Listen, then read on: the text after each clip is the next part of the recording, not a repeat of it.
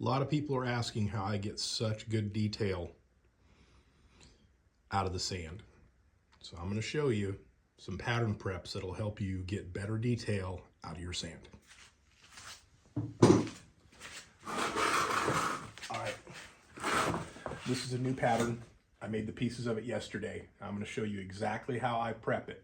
Now I've already started.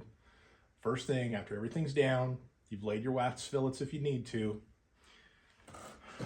Sandable filler, all right? I really prefer the Duplicolor. You can use whatever brand you like, but make sure on most things you want to get the light filler, okay? Do not get the heavy stuff unless you need it. What happens, it goes down on a thicker layer and you could potentially lose too much detail, all right? With this, you're gonna lose 7/1000ths of detail every coat you put on. 7/1000ths. Not a lot, but it will add up eventually.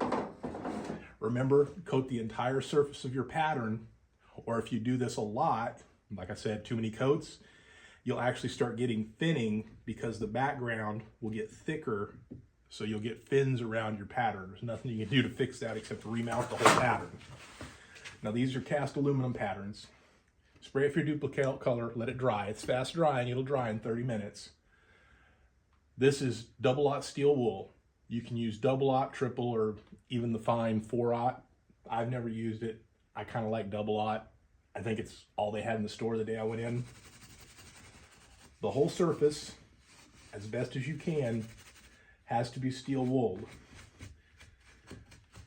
Because I use wax fillets, this is really important that you get down in as many of the areas as you can to get rid of any wax that might be an issue, because it will show up on your finished casting and then you end up having to take it off. In other words, file work. File work is time consuming, so you want to avoid it as much as you can. That's why it's important, if you're using wax fillets, when you should be, that you do a really good job. For you guys doing 3D printing, I'll admit this, I don't like to admit it, but I really wish that I had transitioned to 3D printing when I started doing home foundry work. But I already knew how to do traditional pattern making, and I am not a computer whiz. I'm okay, but I'm not a whiz. So it was going to be an ugly learning curve, and I just wasn't patient enough to do it. And I kind of missed out. So I'm going to tell you, as much as it might be wasteful, if I was to make this pattern, both of these pieces, the gates and the runners, 3D print them on a small thin plate as big as this match plate, which is 14 by 15, I could get absolutely perfect castings that would require 0 file work every time. I could do that. I know how to do it. The problem is I don't know how to 3D print. I could learn how to 3D print. The issue is the artwork. I mean, no matter what YouTube will make you think, some guy sits in a room for several hours to make even a fairly simple pattern like this as a 3D print before he even starts printing. Printing's not where the skill is. It's not. Sorry, guys. The skill is the guy that's sitting on the computer keyboard making the digital files that make this stuff come to life. Okay? In case anybody's wondering, these particular patterns are from Village Impressions. They they make rubber stamps. Rubber stamps with a little bit of technique are really good for making simple foundry patterns. They're especially good for making signs because you can make most any font that'll pull out of sand. Okay, so you can do custom fonts instead of kind of being stuck with the 4 or 5 foundry letter fonts. And you can do any size. If you're doing a fairly big, like say an 8 by 10 sign with lots of letter, like a memorial plaque, you just can't beat them. I mean, the cost of the foundry letters to do something like that at 75 cents each would be insane. I mean 75 cents, 100 letters, which is really easy to accumulate.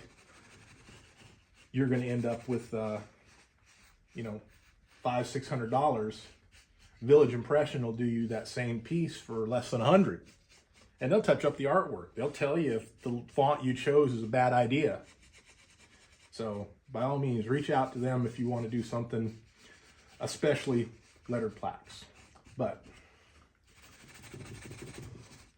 in case you notice, I'm working this side most. This side was already been done. It's actually been used to do this side. So this is the side that really needs a lot of work, whereas I know this side has a couple of issues that I just need to fix. All right, you've done that.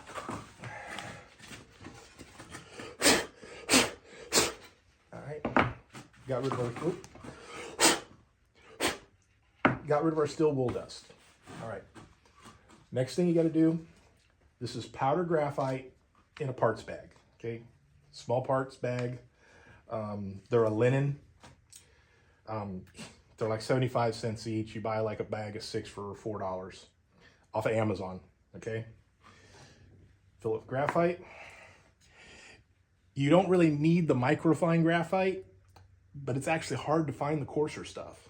But now you take the graphite, use the bag, and you gotta work it in.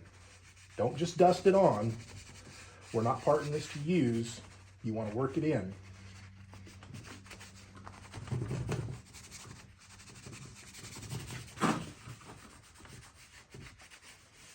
Now this is pattern prep, okay? We're not getting ready to cast this.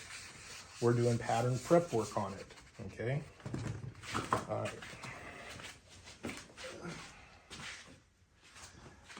Next thing you need, this is a parts cleaning brush, okay? Just look up parts cleaning brush on Amazon. I've trimmed the bristles down about 1/3 of the way. This used to be about this long. Trim it down. And then this you use to get into those really hard to reach spaces. Because the hard to reach spaces are where the sand sticks.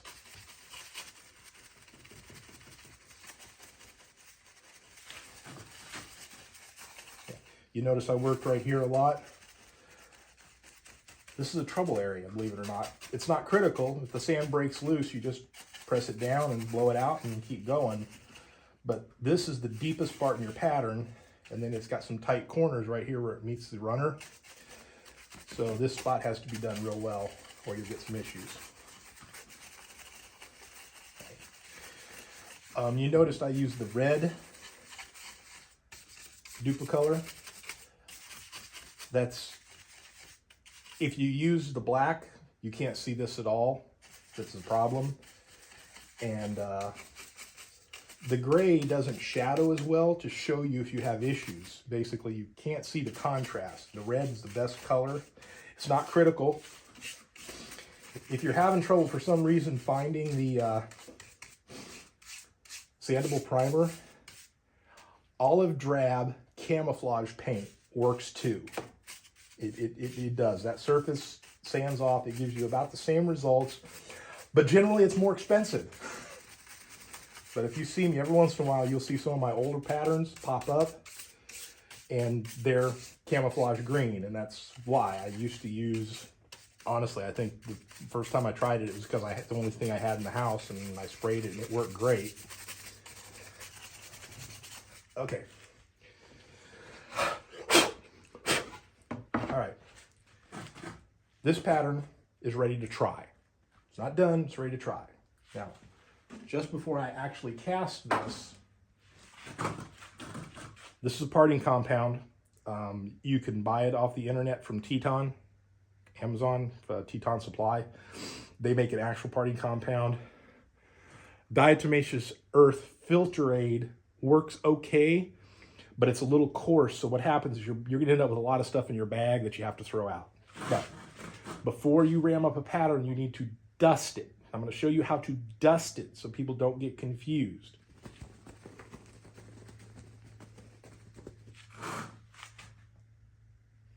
This is a pattern ready to ram up. All right, it's been rubbed down with graphite. You want to re-rub it down with graphite about every 3rd time you use it. You don't have to do it every time, but about every 3rd time you use it, just rub it down with graphite. Just use your bag. You might want to use the brush, but you normally don't have to. And then lightly dust it with parting compound. a little note, it should be exactly where you intend to use it when you dust it. Okay, you don't want to move it, because if you get a little aggressive, you lose the parting compound. You see the stuff right here, that kind of coursed up? If your sand is good, you can see this surface. You can see this. This is rough. It will show as rough. If you have that good dusting, it won't show up. All right. If you have any questions, put them in the comments. I'll try and answer. Thank you.